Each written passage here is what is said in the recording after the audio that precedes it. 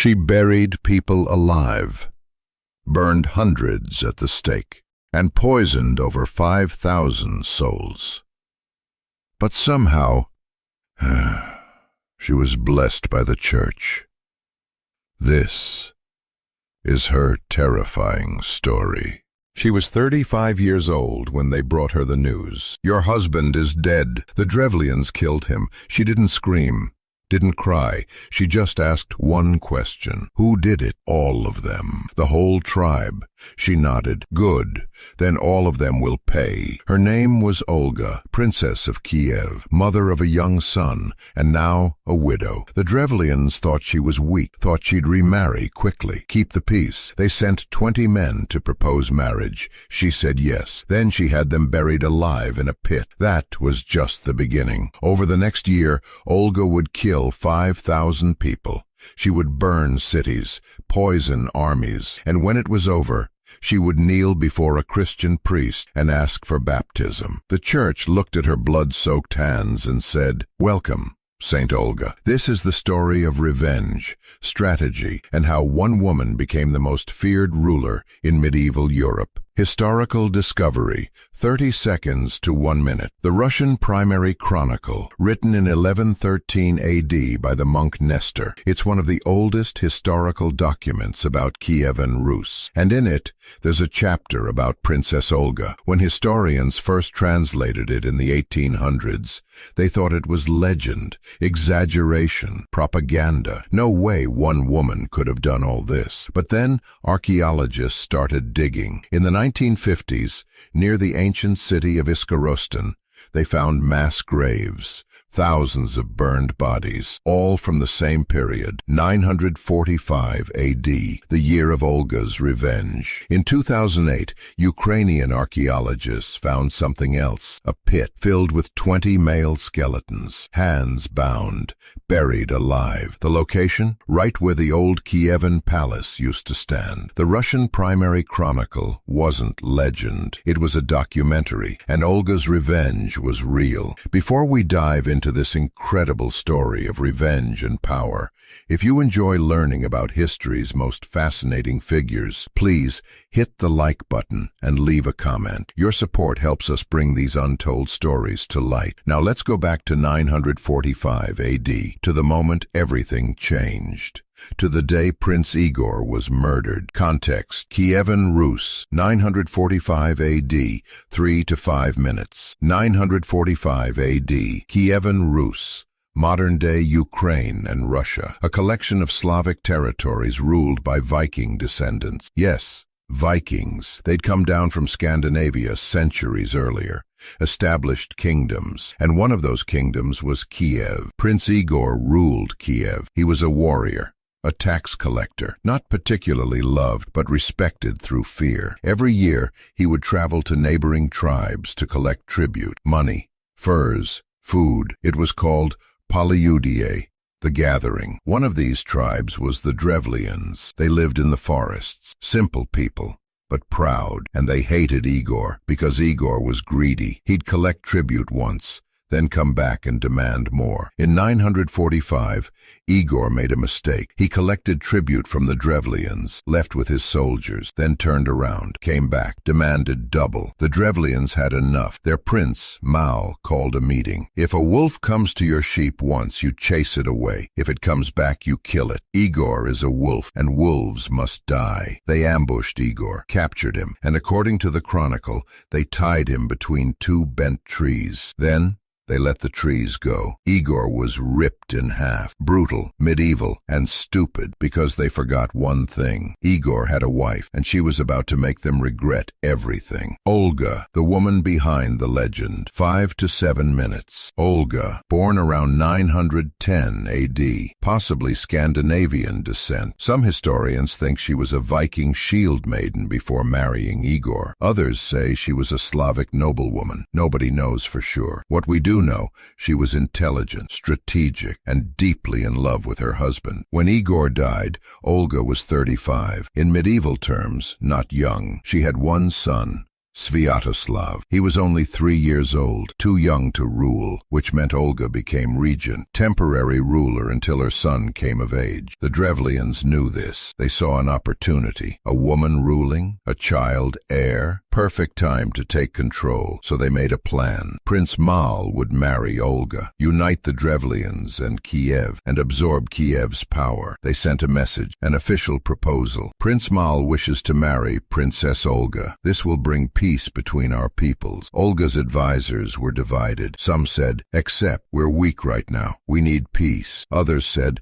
refuse. Show strength. Olga said nothing, just stared at the letter. Her husband's body wasn't even buried yet, and these people were already proposing marriage to the man who ordered his death. Have you ever been so angry you went completely calm? That cold, calculated fury. That's what Olga felt. Not hot rage. Ice-cold planning. She called her advisors. Send a message to the Drevlians.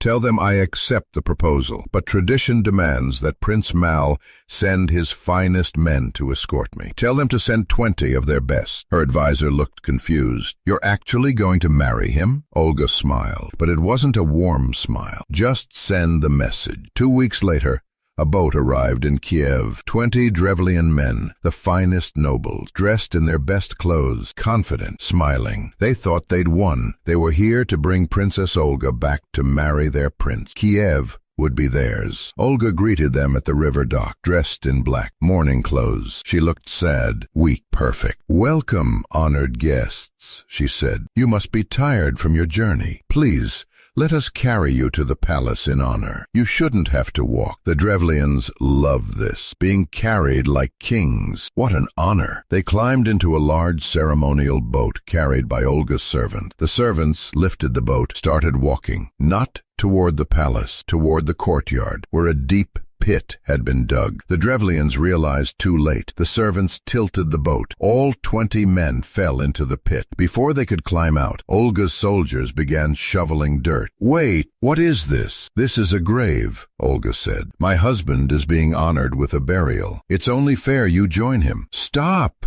We came in peace. So did my husband when you killed him. The Drevlians screamed, begged, but the dirt kept coming. Within minutes, they were buried alive, all 20. Olga stood at the edge of the pit and watched until the last sound stopped. Then she sent another message to Prince Mal. Thank you for sending your finest men. They have been honored, but for a marriage this important, I will need even more distinguished guests. Send me your very best leaders, your wisest men. I want to arrive in your land with proper ceremony. Prince Mal was confused. Why hadn't the first group returned? But the message sounded positive. Olga accepted the marriage. He sent 20 more men, the absolute best, his top advisors, his closest friends. They arrived in Kiev 3 weeks later. The second delegation arrived confident. They'd heard nothing from the first group, but assumed they were preparing the wedding. These 20 men were older, wiser, the real power behind Prince Mal. Olga greeted them warmly. Welcome. You must be exhausted from your journey. Before we discuss the wedding, please refresh yourselves. We have prepared a bathhouse for you. Relax, clean yourselves, then we will feast. In medieval Rus, bathhouses were sacred, a sign of hospitality. The Drevlians were honored. They went to the bathhouse, a large wooden building filled with steam, hot stones, water, luxury. All 20 men entered, stripped, sat in the steam, finally relaxing after the long journey. Then they heard it, the door, locking from the outside. Hello? Why is the door locked? No answer. Then they smelled it, smoke, not from the steam,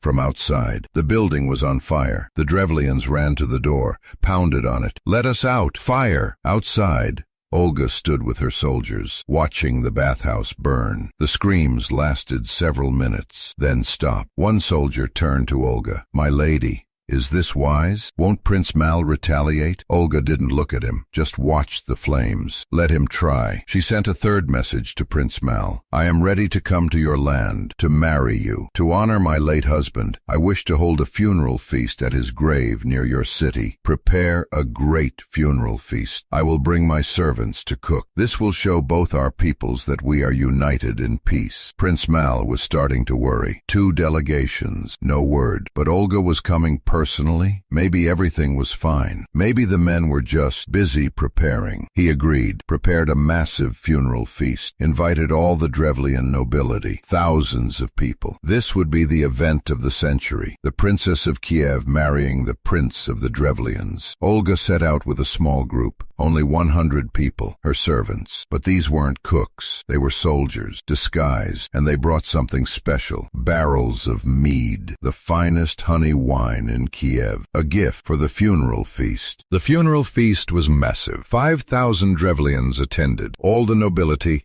all the warriors, all gathered in a field near the grave of Prince Igor. They'd built temporary structures, tables, fire pit. It looked like a festival. Prince Mal greeted Olga personally. Princess Olga, finally. I am honored you've come. Olga wore black, mourning clothes. Her face was neutral. This is a funeral feast for my husband. Before I can marry again, I must honor his death. Of course, we have prepared everything. We mourn Prince Igor as well. Liar. But Olga smiled. Thank you. I have brought mead, the finest in Kiev. Let us share it. Let us drink to peace. The barrels were opened. The mead poured. It tasted incredible. Sweet, strong. The Drevlians drank heavily. This was a celebration. Soon they would control Kiev. Olga didn't drink. She watched, waited. As the hours passed, the Drevlians got drunker, louder, sloppier. Then Olga gave a signal, a small nod. Her servants drew weapons, swords, axes, and they began slaughtering the Drevlians, drunk, unarmed, confused. The Drevlians didn't stand a chance. Some tried to run. Olga's soldiers cut them down. Some tried to fight with their bare hands. They died quickly. The massacre lasted less than an hour. 5,000 Drevlians dead. The field was soaked in blood. Prince Mal wasn't there. He'd stayed in the city, safe, waiting for news of the successful feast. When a survivor stumbled into the city, covered in blood, Mal finally understood. Olga wasn't here for marriage. She was here for revenge. Mal locked the city gates, called all remaining warriors. They prepared for siege. If Olga wanted the city, she'd have to take it by force. But Olga didn't have enough soldiers for a siege. She had 100. The city had thousands. She needed a different strategy. Have you ever been so outnumbered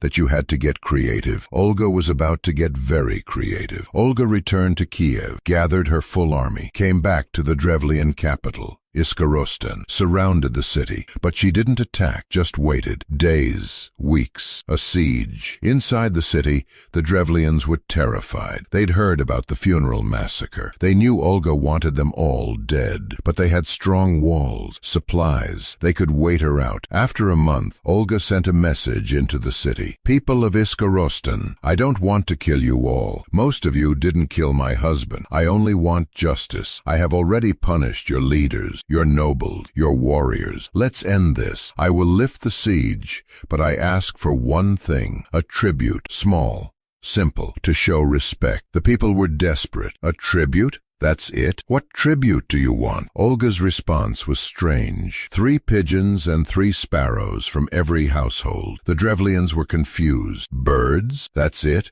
Not gold? Not furs, just birds. They discussed it. Some were suspicious. This is a trick. But others said, we're starving. If she wants birds, give her birds. It's nothing. They agreed. Every household gave 3 pigeons and 3 sparrows, thousands of birds, handed over to Olga's army. The Drevlians felt relief. The siege was over. They'd gotten away with just giving birds. They went to sleep that night feeling lucky. Olga's soldiers worked through the night. Each bird had a small piece of cloth tied to its leg, soaked in sulfur, flammable. At dawn they lit the cloth, then released the bird, thousands of birds, on fire, flying. Birds have one instinct: return home, to their nest, in the thatched roofs of the houses, in the wooden eaves. The burning birds flew back into the city, landed on roofs, and the city caught fire, instantly, everywhere, all at once. The Drevlians ran into the street, tried to put out fires,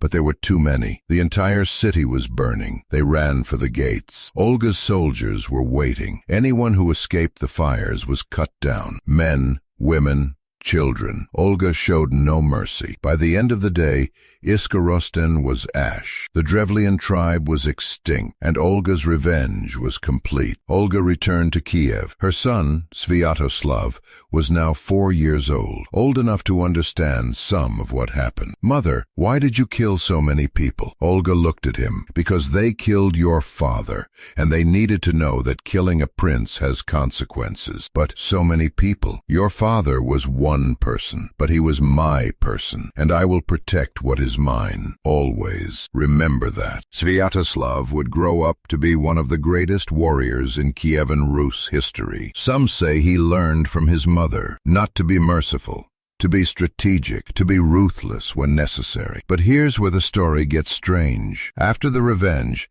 Olga didn't continue conquering, didn't become a tyrant. She stabilized Kiev, strengthened trade, built alliances, and in 957 AD, she traveled to Constantinople, the capital of the Byzantine Empire, the center of Christianity. She met the Byzantine emperor, and she asked to be baptized. She became a Christian, took the name Helena, and devoted the rest of her life to spreading Christianity in Rus. The church saw her conversion as a miracle, a pagan warrior queen becoming a devout Christian. When she died in 969 AD, the church canonized her, made her a saint, Saint Olga, equal to the apostles. But here's the question: how does a woman who killed 5,000 people become a saint? For centuries, historians and theologians have debated this. How can someone who committed mass murder be considered holy? The church's answer: context. In medieval times, revenge was considered justice. Olga's husband was murdered. She had a right,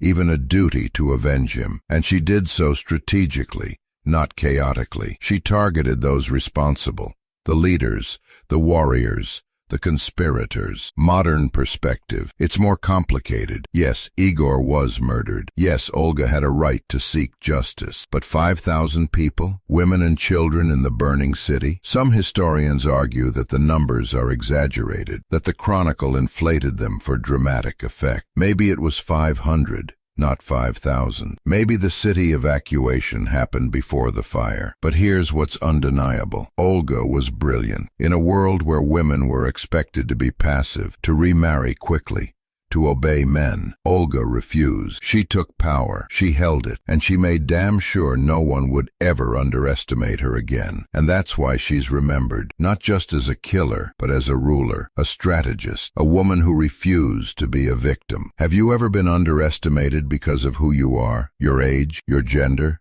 your background? Olga knows that feeling, and she didn't just prove them wrong, she made them regret ever doubting her. Today, Saint Olga is still honored in Orthodox Christianity. July 11th is her feast day. Churches across Russia, Ukraine, and Belarus celebrate her. Icons show her holding a cross, a crown, not a sword, not fire. The church remembers her as a converter, a Christian queen. But the people remember differently. In Ukraine, she's a national hero, a symbol of strength, resistance. During the 2014 conflict, Ukrainian soldiers wore patches with her image. "Remember Olga," they said, a reminder, don't underestimate us. In Russia, she's the grandmother of the nation. Vladimir the Great, who fully Christianized Rus, was her grandson. The entire Russian Orthodox tradition traces back to her conversion. And in feminist circles, Olga is an icon, a woman who refused to be a passive widow, who took power in a male-dominated world, who used her intelligence to defeat enemies. She's on t-shirts, tattoos, memes. Be like Olga, they say. Don't get mad, get even. But here's the complexity. Can we celebrate her without celebrating violence? Can we admire her strategy without condoning mass murder? Maybe the answer is this: Olga was a product of her time. In 945 AD, might made right. Revenge was expected. Mercy was weakness. She played by the rules of her world, and she won. We don't have to live by those rules, but we can still learn from her. Not the violence, the strategy, the refusal to be underestimated, the understanding that sometimes you have to fight for what's yours.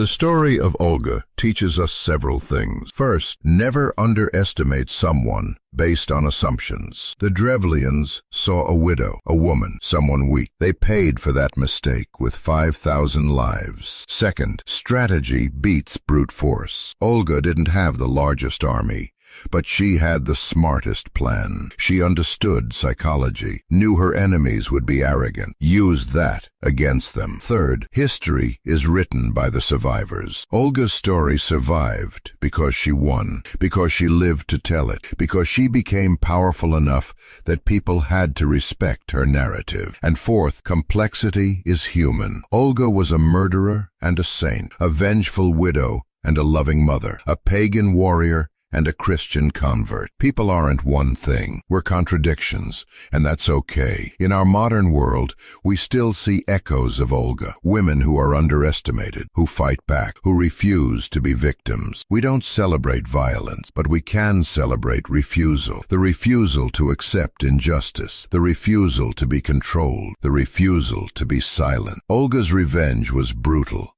medieval, excessive, but it was also effective, and it made sure that for the next 1,000 years, no one forgot her name. So the next time someone underestimates you, remember Olga. You don't have to burn a city, but you can prove them wrong. Strategically, intelligently, completely. Don't forget to like, subscribe, and turn on notifications. Every week we uncover history's most fascinating stories. And remember, the past is full of people who refuse to be victims. Olga of Kiev is one of them.